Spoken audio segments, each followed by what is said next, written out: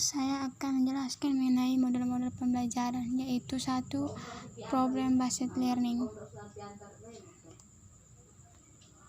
Metode ini merupakan suatu pendekatan pembelajaran yang berusaha menerapkan masalah yang terjadi di dunia nyata.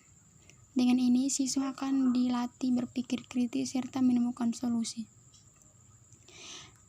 Ada juga ciri dari metode ini, yaitu kegiatan belajar dimulai dengan pemberian sebuah masalah. Masalah yang disuguhkan masih berkaitan dengan kehidupan nyata para siswa. Mengorganisasikan pembahasan seputar masalah, bukan disiplin ilmu.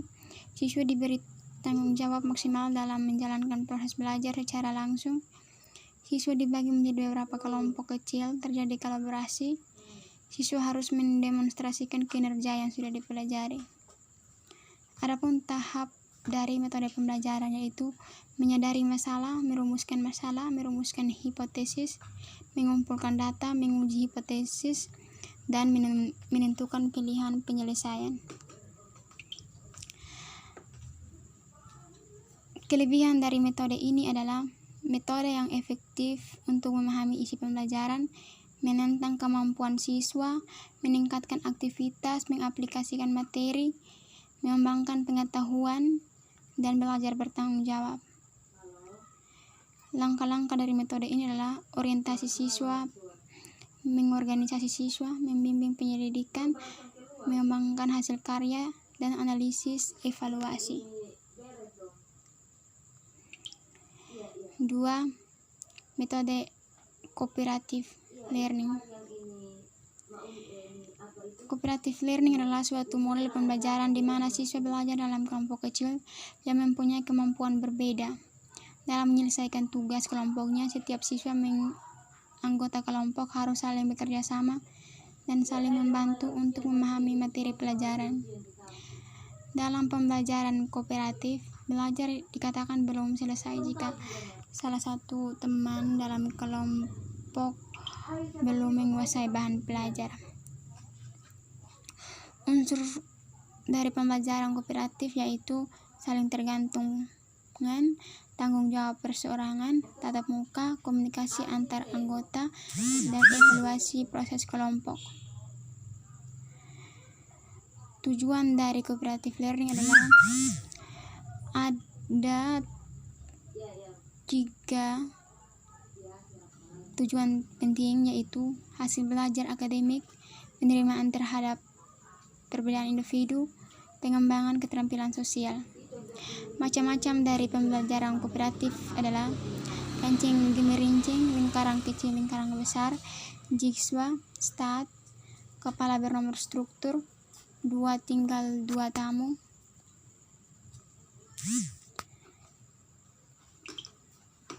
Project based learning, yaitu metode pembelajaran yang menggunakan proyek atau kegiatan sebagai media.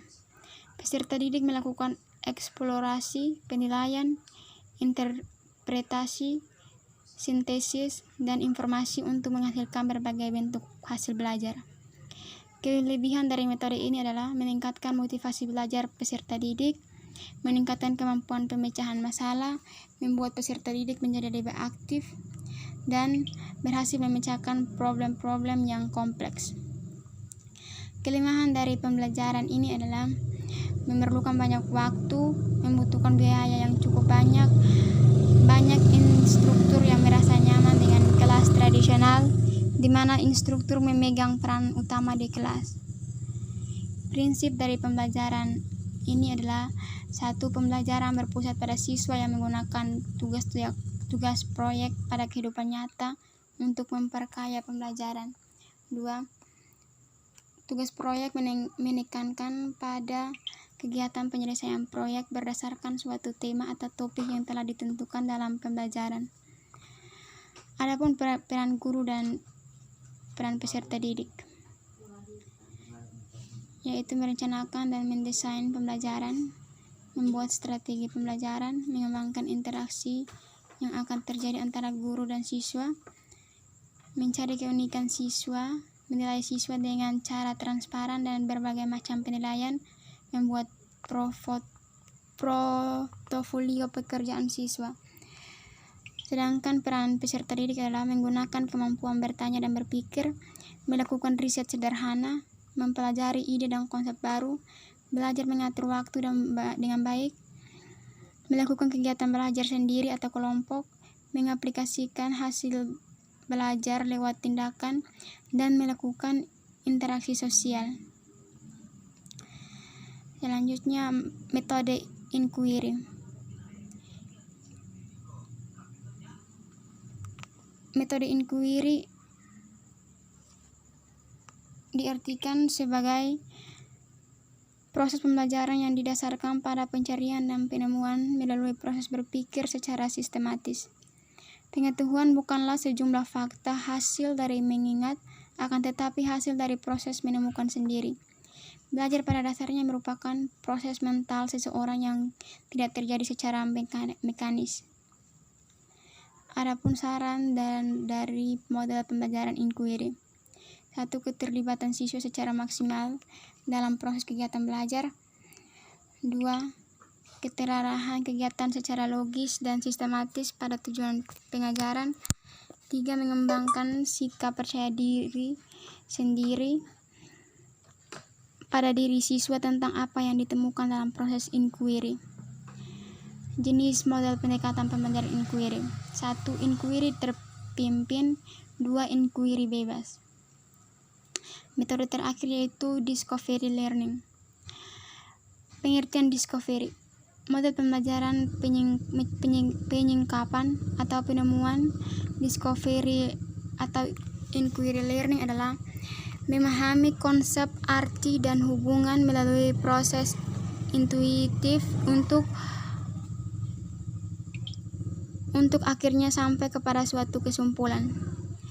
Discovery terjadi bila individu terlibat terutama dalam penggunaan proses mentalnya untuk menemukan beberapa konsep dan prinsip. Discovery dilakukan melalui observasi, klasifikasi, pengukuran, prediksi, penentuan, dan inferensi. Proses di atas disebut kognitif proses, sedangkan discovery itu sendiri adalah the mental process of assimilating concept and principles in the mind. Adapun langkah-langkah kerja dari discovery learning.